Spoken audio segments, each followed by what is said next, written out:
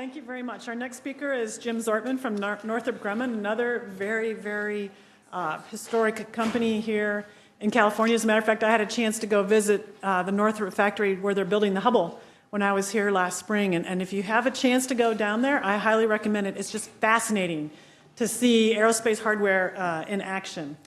Jim is representing today the sector. He's the Sector Vice President of Global Logistics and Operational Support for Northrop Grumman Aerospace Systems. And they do the full spectrum of leadership in logistics and product support functions. And he's also the site manager for Unmanned Systems Center of Excellence. He joined Northrop Grumman in January of 2008, following a career in the U.S. Navy where he attained the rank of Vice Admiral, where he served as Commander of Naval Air Forces and Chief Executive Officer of the Naval Aviation Enterprise. So Jim, please come on up. And, whoops, watch out for the cord, though. Well, thank you, and I appreciate the chance to be here with everybody today, and I really applaud this forum.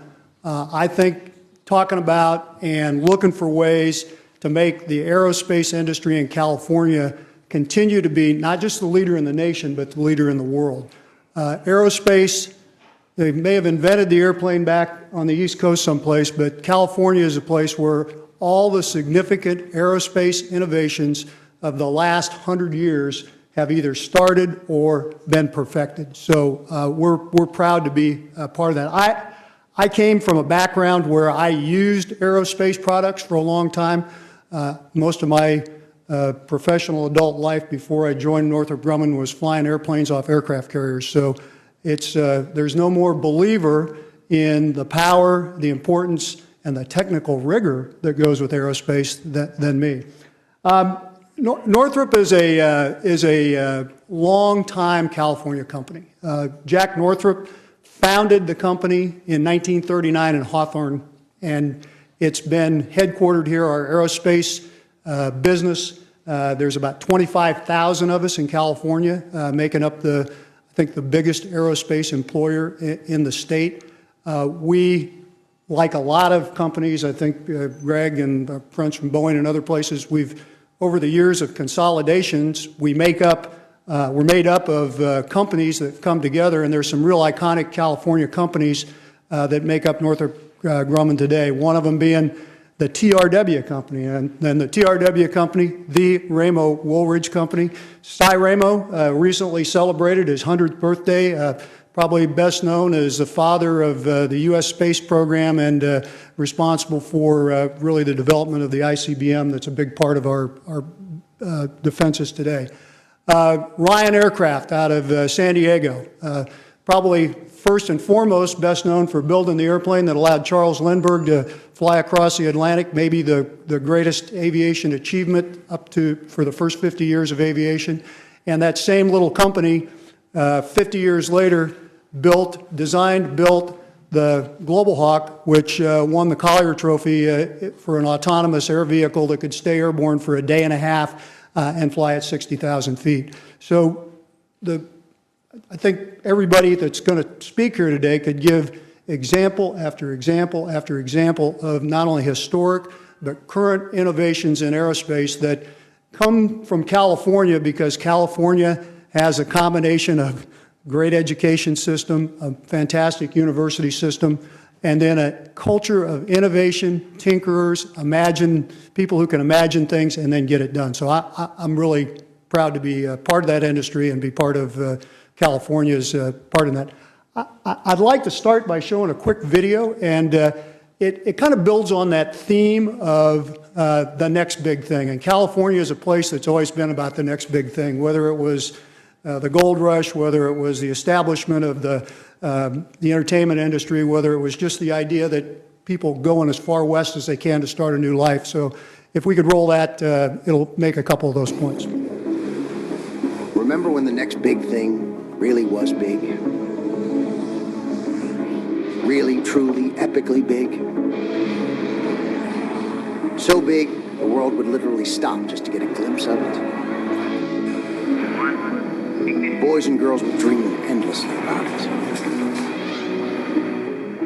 And history books all had to be rewritten for it. Makes the latest smartphones, search engines and robot cars seem downright tiny in comparison, doesn't it? Well, most of the next big things we all know and love came from one place. America's aerospace industry. In fact, American aerospace was the birthplace of innovation. Real innovation. And you know what? It still is. Today, we're inventing the next big thing in unmanned vehicles. The next big thing in space telescopes. The next big thing in microscopically small things. And the next big thing of stuff we're not even allowed to talk about. This is what we do. Because when you break free of the bureaucratic shackles, keep pushing the boundaries of what's possible, and radically advance human discovery, you're able to do something big, something really, truly, epically big. Build the next big thing of next big things. And I hope I didn't show the clip that our friends from Virgin are going to show here later on. So,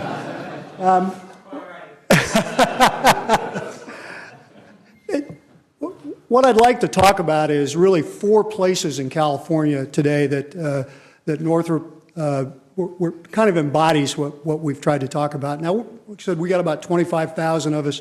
We're all over the state. There's literally thousands of suppliers, nearly 4,000 suppliers, and when you add it all up, it's just short of $4.5 billion worth of economic impact.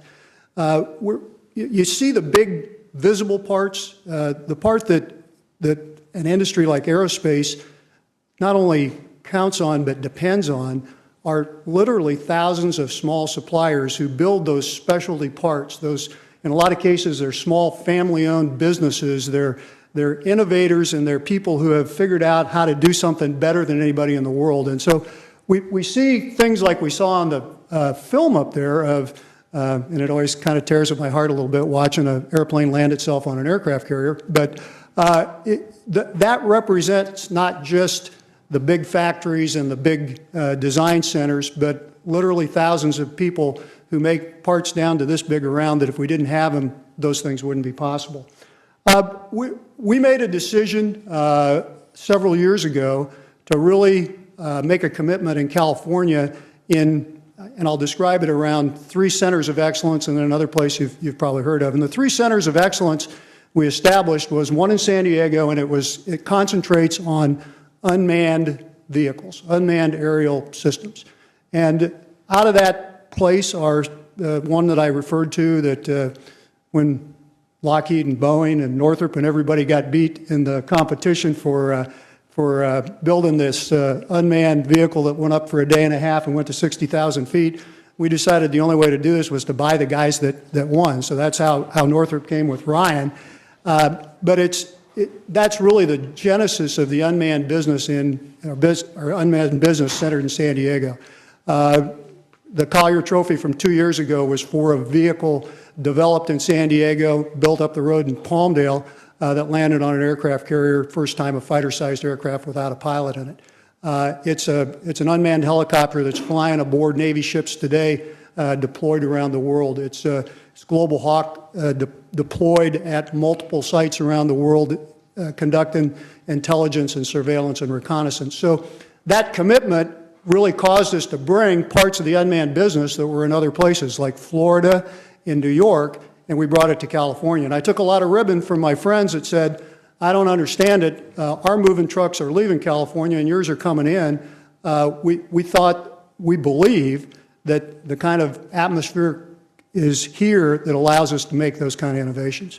The second place is in the South Bay area of Los Angeles, in the Redondo Beach area, in what was originally the TRW company. You'll see it as you go by, called Space Park. And in Space Park is where we do, amazingly enough, our space business. And we're building all sorts of space vehicles, both in the open world and in the classified world, that also, there's 2 things there that probably not well known to a lot of people. And one of them is, people talk about the Silicon Valley and the developments that take place up there. Here in in California, in Southern California, a foundry that we run builds the world's fastest microchips. The world's fastest. In the Guinness Book of World Records, look it up. They're terahertz chips that can do things that are just amazing. So a great example of manufacturing at a level and in a technology that nobody else in the world can match. The second thing is building the James Webb Space Telescope, and we referred to it a little bit earlier here today. A telescope that in 2018 is going to take a group of scientific instruments, launch into a spot about 1 million miles from Earth, look out, going to deploy a sun shield that's about the size of a tennis court, so roughly the size of this room, that has to be able to fold up and go on a rocket. And on one side of it, it's going to be essentially the temperature, whatever the sun is at that point, and on the other side, it's going to be 6 Kelvin. Now, what that's going to allow that to do, and the astrophysics community is really excited about it, is make some strides to say, was the Big Bang right or wrong? Now, I don't know which side to bet on, but there's a lot of astrophysics guys that are very excited about that. So that's just a couple of the things that they're doing there. Again, a manufacturing that nobody else and no place else in the world can do. The third place I'll talk about is in Palmdale, California. And Greg talked a little bit about it. Boeing's up there, Lockheed's up there, Northrop's up there. Antelope Valley is an incredible aviation place that probably 2/3 of the country has never heard about. And there's some amazing things that go up there. And we committed to a center of excellence there around aircraft manufacturing and integration. And a couple of examples of the things that happen up there. Just this last summer, we had a celebration of the first flight of the B-2. Now, the B-2 is the nation's only stealth bomber. It was designed, built, and is still maintained at Palmdale in California. In addition, there's a 1 million square foot factory up there that is building a number of programs, including partnering on the F-35, and it's got an assembly line that last year, in 2013, was selected as the assembly line of the year across all industry. So, again, you wouldn't think driving through Palmdale you'd find a place like that, but in there is an assembly line that is, I guess, the state of the art beyond the state of the art. And one of the things that we really feel that makes that a powerful combination up there is a workforce that has this dedication to building airplanes, and a community, including the community colleges up there, that are dedicated to producing and educating a workforce that allows us to have that kind of innovation that builds an assembly line that gets a national award. The third place, or the fourth place, is you go a little farther up the road to Mojave. And, it's hard to drive through Mojave now and not get distracted by all the windmills and solar arrays. But in Mojave is Scaled Composites. And Scaled Composites is a company that Burt Rutan and a lot of people familiar with the amazing things that they do. Essentially, every year they build and fly a new kind of airplane. And they are right now involved in three pretty big projects. One of them is, you saw the picture up there of Virgin Galactic for Sir Richard Branson, building and testing and soon to deliver the next step in space tourism, the ability to go to space. And I understand there's still some slots available if you got $250,000. The ticket window is open. The second thing they're building is the world's largest wingspan airplane for Paul Allen as a strato launch system. And it's hard to get, I told you about a tennis court-sized sun shield. Imagine an airplane that if you parked it with the center of it on the 50-yard line, and its wings would extend and go through the goalposts on each end and go about 10 to 15, about 10 yards past the goalpost on each of those. That's a big airplane. And then the third thing they're doing is they're building a prototype of a trainer for a competition that's coming up that's going to be designed, built, and flown later this year in California from Mojave for the first time that will replace potentially replace the T-38, thousands of which were designed and built right here in California. So that kind of gives you a landscape of the things that Northrop is doing across California. And I think Greg framed it very well. There's a lot of good things about doing business in California. There's a lot of things that have caused Northrop Grumman to choose to come to California and bring business here. And one of them is an innovation culture and an innovation mindset that is hard to replicate.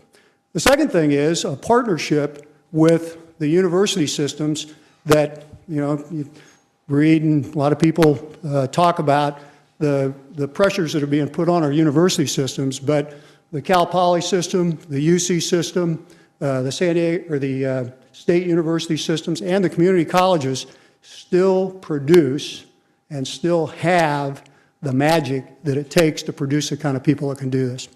So I've come to the end of my time, and I want to close by saying I am heartened and very encouraged by the emphasis and the attention, and I think the importance that in Sacramento, both by the governor and by the Senate and the Assembly, are placing on the importance of this industry to the state, to developing the kind of jobs and the kind of industry that will lead not just the nation but the world and allow the economy of California to lead in yet another area.